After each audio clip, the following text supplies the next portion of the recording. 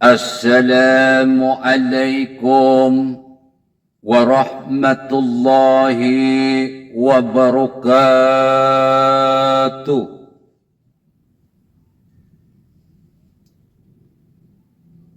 Bismillahirrahmanirrahim. Wabihi nasta'inu ala umuri dunya waddin. Wa sallallahu ala sayyidina Muhammadin khatamin nabiyyin wa ala alihi wa sahbihi ajma'in.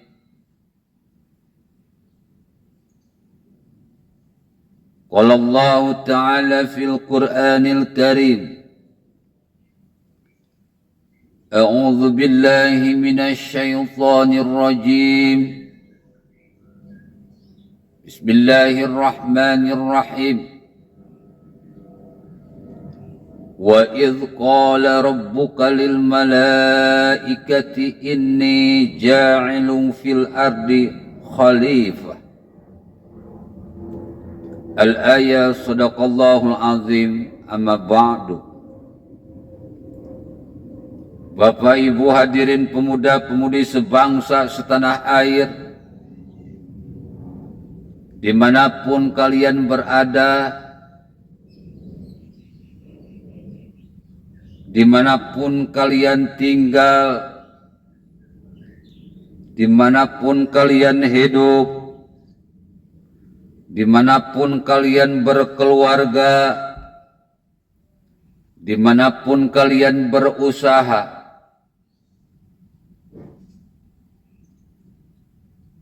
sekali merah putih tetap merah putih. Sekali Pancasilais tetap Pancasilais. Sekali nasionalis tetap nasionalis.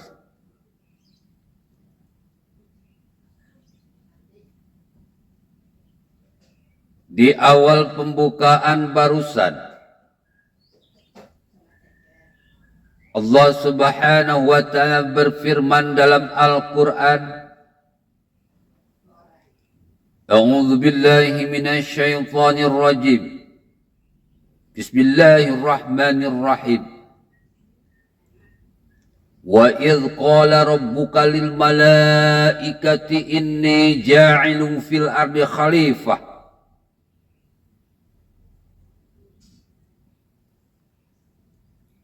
Allah Subhanahu wa ta'ala berbincang dengan para malaikat.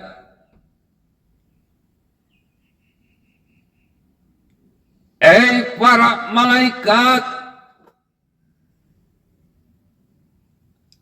aku akan menciptakan seorang pemimpin di muka bumi.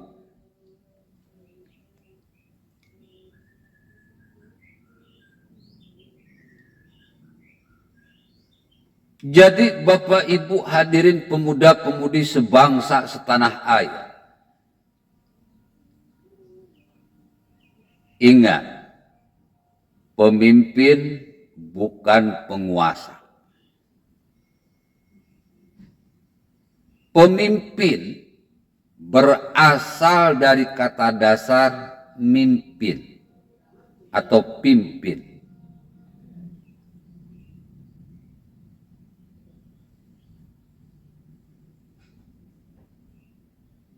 Artinya apa? Pemimpin ini sifatnya cuma mengatur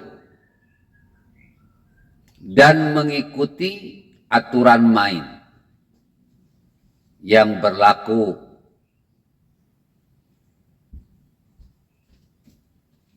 di permainan tersebut. Bukan penguasa. Nah, saya mau tanya, Pak Jokowi pemimpin bukan? Ya jelas pemimpin. Sedangkan penguasa beda. Penguasa itu menguasai. Itu penguasa. Pemimpin kesannya itu memberikan kebaikan kepada yang dipimpinnya. Wala talbisul haqqa bil batili wala taqtumul haqqa wa antum ta'lamun. Mengatakan yang hak itu hak, yang benar itu benar, dan yang salah itu salah. Ngasih tahu kalau pemimpin. Kalau yang dipimpinnya berbuat salah, kasih kartu kuning. Kalau yang dipimpinnya berbuat salah untuk yang kedua kali, kasih kartu kuning yang kedua. Kalau masih melakukan kesalahan yang ketiga kali, baru kasih kartu merah. Itu pemimpin. Mengatur supaya permainan berjalan baik, supaya kehidupan berbangsa dan bernegara ini berjalan baik. Kalau penguasa enggak, bro. Sifatnya itu lebih kepada egois, rakus, tamak, so aing, merasa hebat, dipilih jadi bupati oleh rakyat, bukannya pro rakyat, malah memperkaya diri sendiri dan kelompoknya. Dipilih jadi wali kota oleh rakyat, bukan pro rakyat, malah memperkaya diri bersama kelompoknya. Dipilih jadi gubernur oleh rakyat, bukannya pro rakyat, malah memperkaya diri untuk diri sendiri dan kelompoknya. Aturan dibuat untuk memperkaya diri dan kelompoknya, bukan untuk rakyat. Itu penguasa. Aturan itu kalau pemimpin membuat aturan untuk mempermudah masalah rakyat. Kalau penguasa aturan malah mempersulit rakyat. Ya, Bu. Dan biasanya penguasa itu otoriter. Ada yang protes, main culik, main bunuh. Itu penguasa.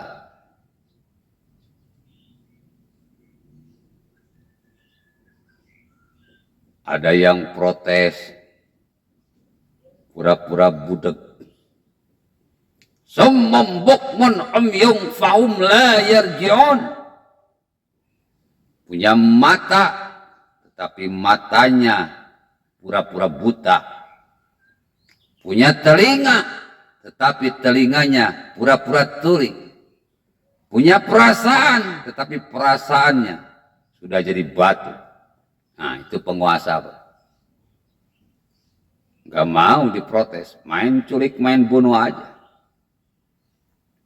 Itu penguasa.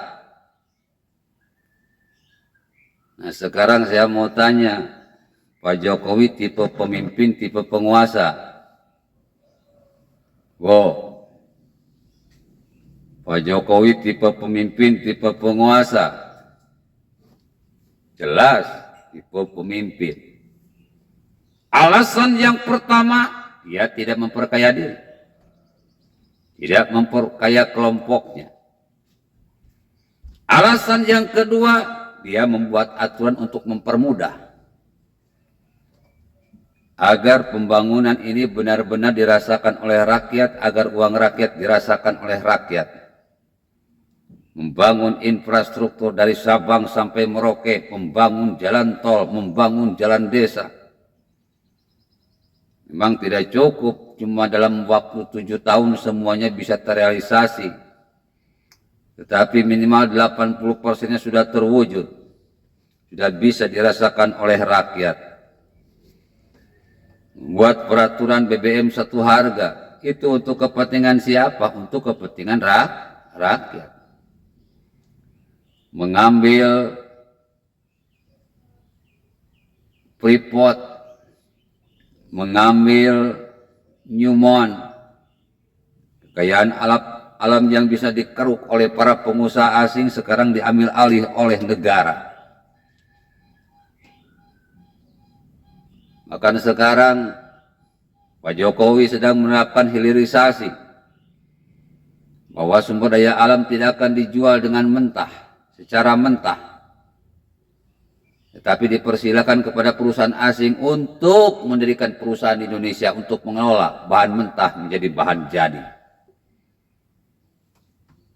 Dengan hilirisasi jelas, devisa negara akan semakin bertambah, lapangan kerja akan semakin banyak, rakyat akan semakin sejahtera, kemakmuran, keadilan sosial bagi seluruh rakyat Indonesia pun akan mudah terwujud.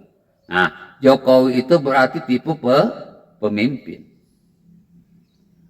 Cuma dalam waktu 7 tahun, 8 tahun, 9 tahun, Pak Jokowi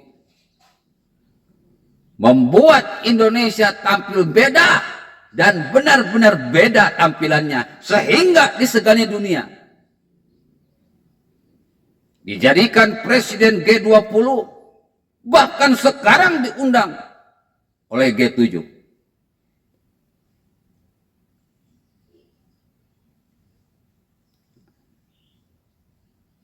Nah, ini tipe pemimpin. Cuma kurang lebih 10 tahun memimpin Indonesia sudah luar biasa. Banyak para pengamat dunia berkata bahwa Indonesia akan menjadi negara people power, negara superpower. Negara superpower, negara maju. 10 tahun Jokowi. Bayangkan kalau Pak Jokowi menjabat 32 tahun seperti Soeharto, apa yang akan terjadi bapak-bapak, ibu-ibu, hadirin pemuda-pemudi sebangsa setanah air.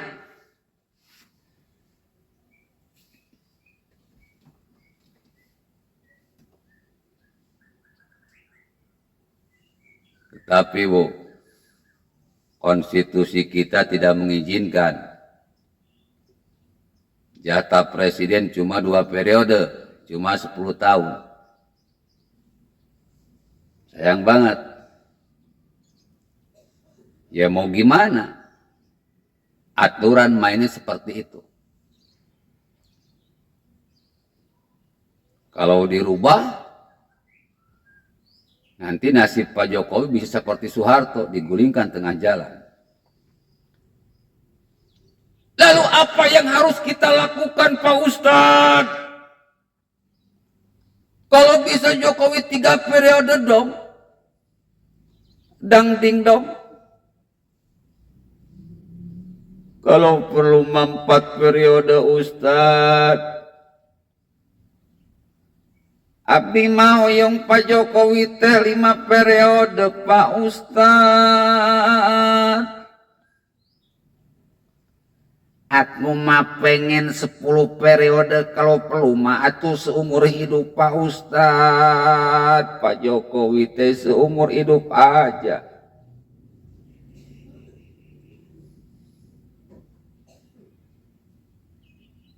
Gak bisa Pak. Kalau konstitusi dirubah-rubah, nanti bentuknya nggak jelas. Ya seperti wajah kita ini banyak dirubah-rubah. Bukannya cantik, malah hancur. Maka ayo, kita taati konstitusi. Kalau bukan kita, siapa lagi yang harus mentaati konstitusi?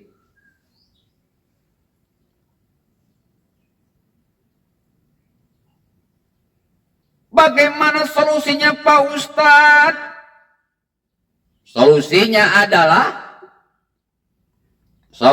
adalah cari orang yang punya gaya kepemimpinan seperti Pak Jokowi.